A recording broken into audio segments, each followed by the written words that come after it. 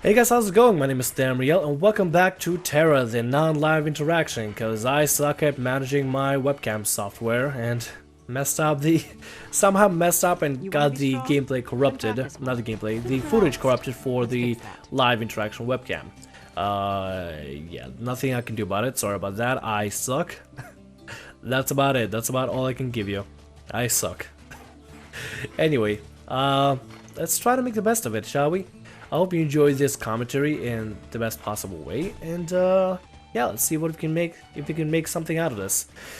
So for today, I think what I'm gonna do is talk about YouTube in general. YouTube, what it's like now, and what it felt like, you know, when I first started compared to now.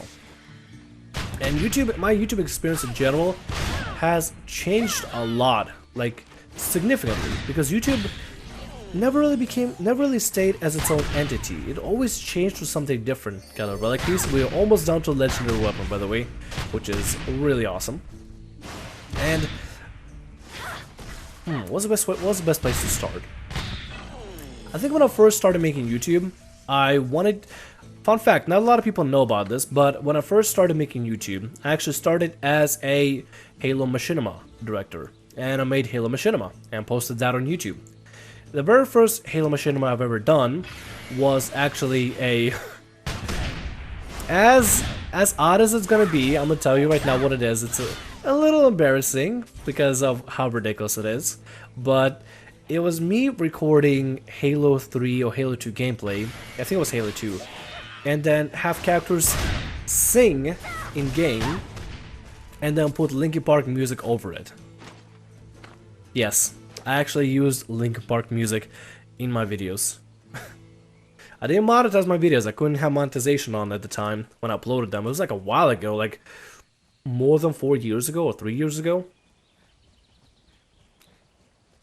And anyway, as I continued making videos with my brother, we made those videos where it wasn't really like an animated music video or like a Halo music video. It was more like we got the characters in-game to sing and play instruments, and then make like little music videos in-game for it. As weird as it sounds, pretty much that's how it went. That amazing shot right there just clears off all the enemies, and I absolutely love it. It's incredible. Anyway, what ended up happening is that, like, we would take one character in Halo, right? We had multiple controllers, so we plug them all in, and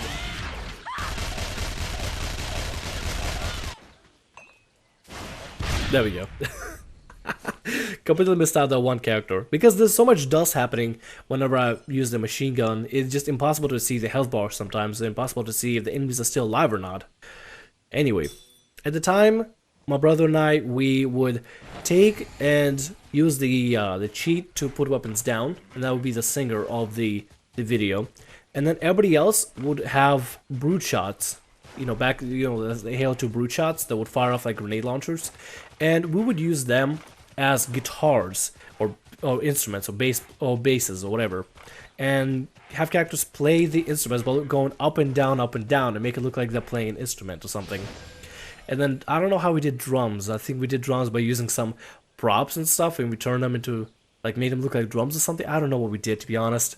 It was forever ago. But what we ended up doing is, like, making music videos in-game with Linkin Park music over it. Because at the time, we thought that was cool. Because at the time, Linkin Park was cool. It was actually pretty damn awesome. And I don't know, at the time I really enjoyed it because I didn't really know a lot of artists out there that I could enjoy, because that was like the first couple of days when I came to the United States and stuff and started assimilating into the American culture. And Linkin Park was just, I don't know, it sounded rockish, it sounded new, it sounded crisp and edgy. And at the time I was like, wow, that is so cool, that is awesome.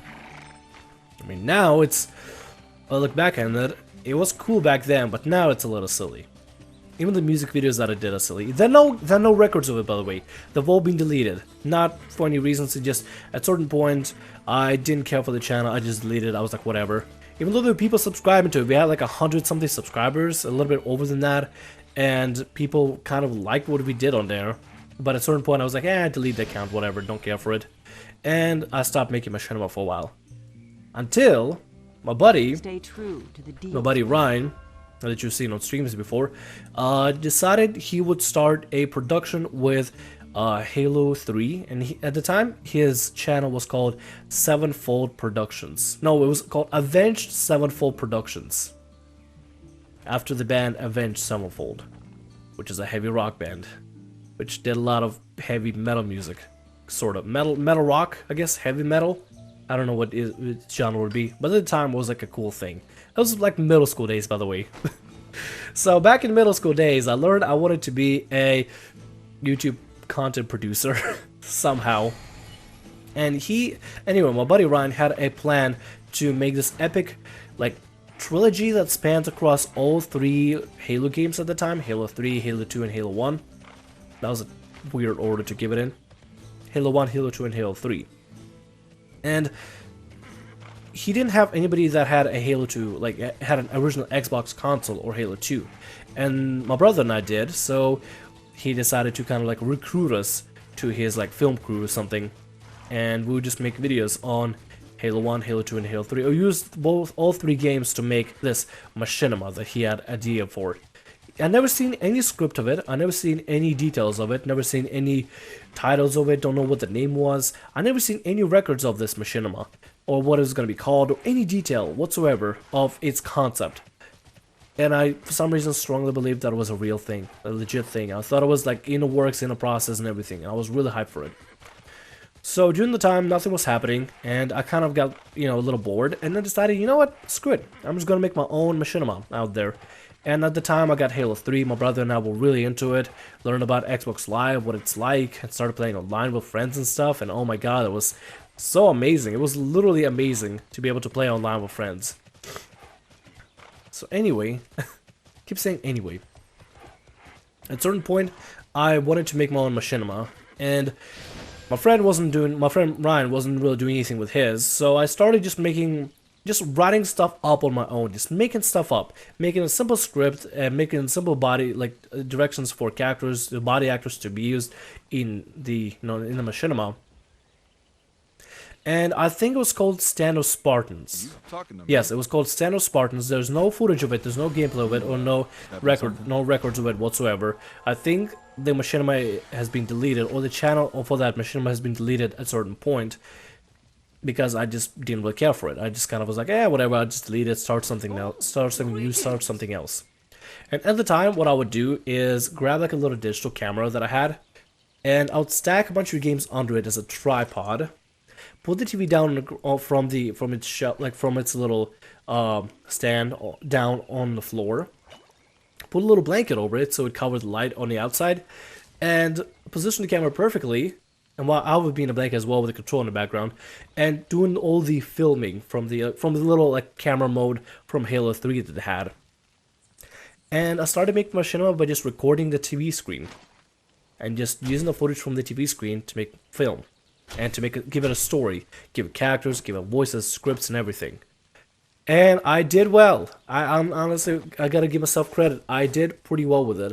I worked hard on it, and I made sure that it was, look good.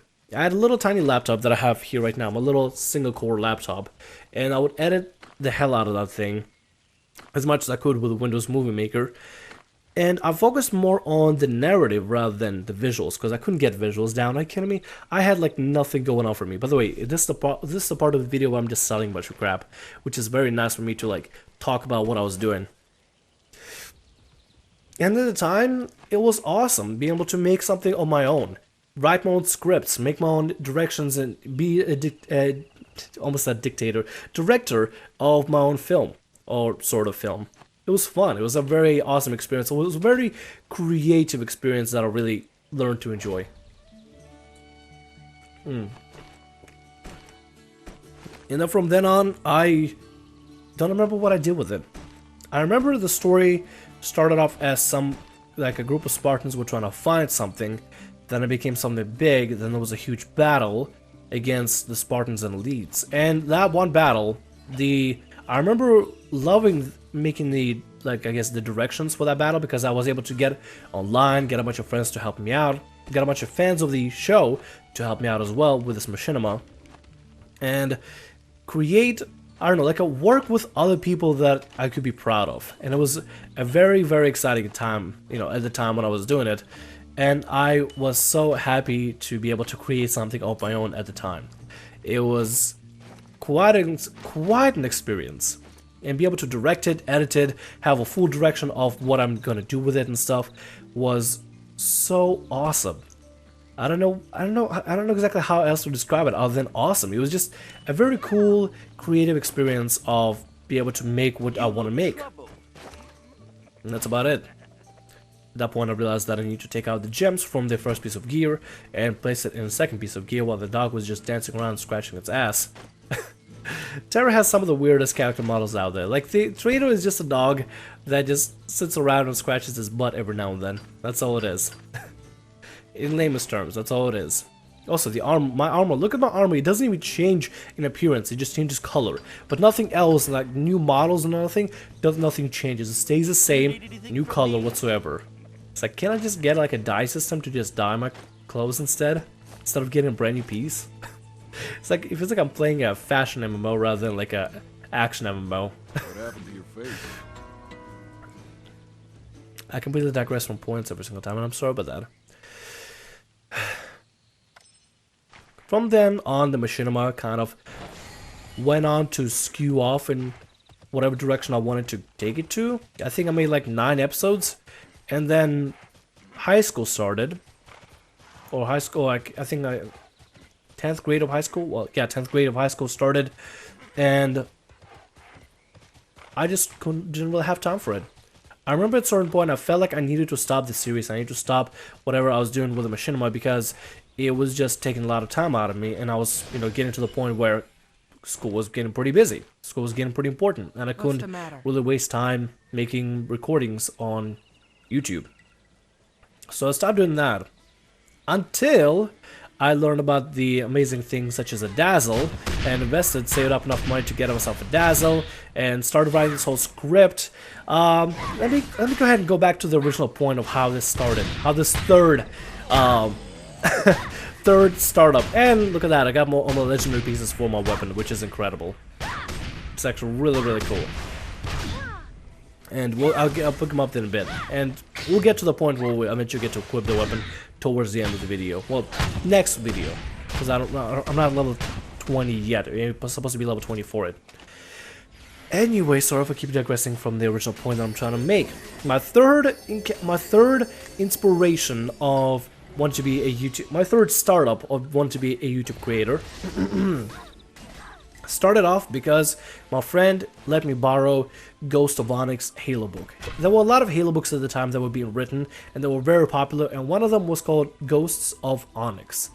And the story was so captivating. The writing was very simple, but at the time, back in high school, I was like, oh my god, this is actually kind of cool. And after the first chapter, after I read the first chapter and finished it, I closed it, I looked up, and said out loud, I have to make this into a machinima. I literally said that. I don't remember where I was. I think I was at home. I closed the chapter, looked up, I was like, I have to make this into a machinima. And then from that on, started writing the script.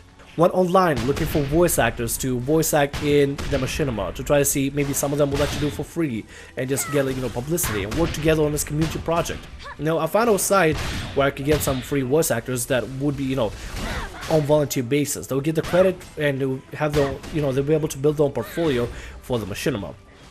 And a lot of them were willing to work with it, and willing to work in, you know, like, voice act. And a lot of them were really, really good voice actors, and had some really good equipment, which was incredible. I was so lucky that I was able to find the people that would be willing to work in this machinima with me, and do it for free as well. Because at the time in high school, I didn't have money to pay people like that. I didn't know what I could offer them. I just was like, hey, I really just want to make this machinima. I made a little trailer about it on the, I think it was called, it was called Sandbox Films at the time. I think the channel name came from my buddy said that it should be more something that is Halo related. And the one map,